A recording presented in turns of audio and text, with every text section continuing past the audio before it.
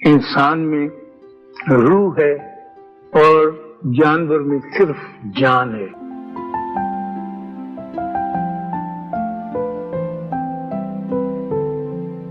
یہ بابے جو ہیں وہ اکثر یہ تلقین کرتے ہیں کہ ہر انسان کو، مرد یا عورت، اپنے ساتھ ایک خنجر ضرور رکھنا چاہیے، ایک کٹار، ایک جمدر، ایک پیش قبض، ایک ککری، یہ ہو اس کے پاس، اور وہ ہر وقت الرٹ رہے اور چوکس رہے، اور جب اس کے اوپر کوئی منفی چیز حملہ آور ہو تو وہ اس کا جواب دینے کے لیے اپنے خنجر کے ساتھ اس کے اوپر حملہ کرے. اچھا، وہ خنجر سچ مچ کا خنجر نہیں ہے، وہ آپ کی الرٹنس کا، آپ کی ہوشیاری کا، آپ کے شعور کا، آپ کے کانشیسنس کا خنجر ہے. اور جب تک وہ استعمال نہیں کیا جائے گا اس وقت تک آپ کی اشرف المخلوقات کی دھری کی دھری رہ جائے گی.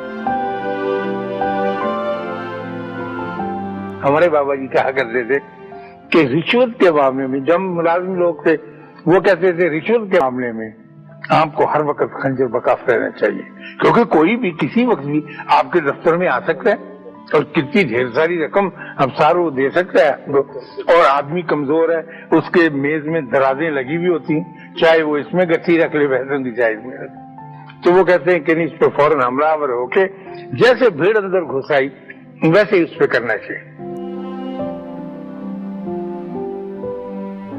بغداد میں ایک کوئی نوجوان تھا بڑا خوبصورت، نال ساز، یہ جو گھوڑوں کے نال باندھا کرتے ہیں نا، تو یہ نال بناتا بھی تھا اور گھوڑے کے سوموں پہ چڑھاتا بھی تھا.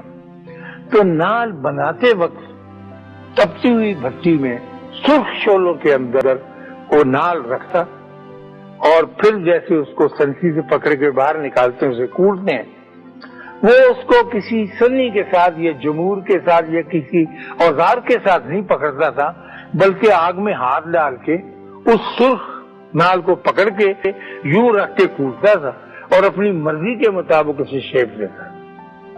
تو لوگ اسے دیکھتے تھے، وہ کہتے کہ دیوانہ ہے یا اس نے کیا، اور ہاتھ پہ اسے کچھ نہیں ہوتا. تو ایک شخص آیا، اس نے باہر کا موصل کا، اس نے جب دیکھا کہ یہ جو نال بند ہے یہ اس طرح سے نال بناتا بھی ہے اور اس کا ہاتھ بھی نہیں جلتا، تو اس نے پوچھا کہ یہ کیسا واقعہ.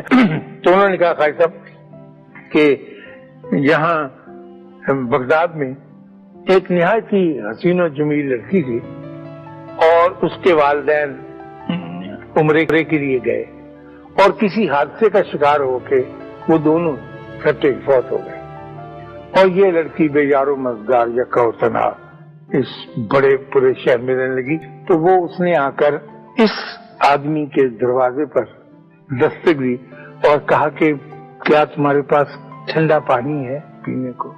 اس نے کہا ہاں ہے. وہ اندر سے ٹھنڈے پانی کا گلاس بھر کے کہتا ہے میں لے گیا، اس کو پیا. اس نے کہا اللہ تمہارا بھلا کرے. میں نے کہا تم نے کچھ کھایا ہے؟ اس نے کہا نہیں میں نے کچھ نہیں کھایا. میں نے کہا تم ایسے ایلی گیلی پھر رہی ہو، تمہارے کوئی کپڑے سر منہ پا جھاڑ پہاڑ. اس نے کہا مجھ پہ یہ حادثہ گزرا ہے اور مجھے سمجھ نہیں آتی کہ زندگی کیسے بچ سکوں. تو اس نے کہا کہ تم ایسے کرو کہ شام کو میرے پاس یہیں میرے گھر آ جانا اور میرے ساتھ کھانا کھانا، میں تمہارے لیے تمہارا پسندیدہ جو ڈنر ہے وہ تیار کر کے تمہیں دوں گا. اس نے کہا کہ بہت اچھا، اللہ تعالیٰ تیرا بھلا کرے. وہ کہتا ہے کہ میں نے اس کے لیے کباب کوبیزہ تیار کیے اور میں نے اس کے لیے بہت ساری ایسی چیزیں جس کو پسند تھی. وہ شام کے وقت آ گئی میرے پاس اور آ کے میں نے کہا کہ لو کھانا میں نے اس کے آگے چن دیا، خود میں اس کے ساتھ نہیں بیٹھا، اور جب وہ بیٹھ گئی اور کھانا کھانے کے لیے اس نے ہاتھ بڑھایا تو میں نے اپنے دروازے کی چٹکنی چڑھا دی اور میری نیت بدل گئی.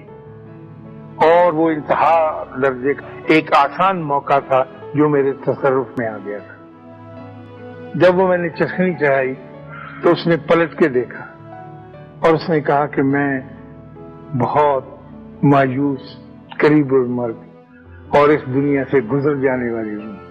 میرے پیارے بھائی، تو مجھے خدا کے نام پر چھوڑ دے۔ کہتا میرے سر پہ بڑا بھوت سوار تھا۔ میں نے کہا نہیں، ایسا موقع مجھے کبھی نہیں ملے گا، میں تمہیں نہیں چھوڑ سکتا۔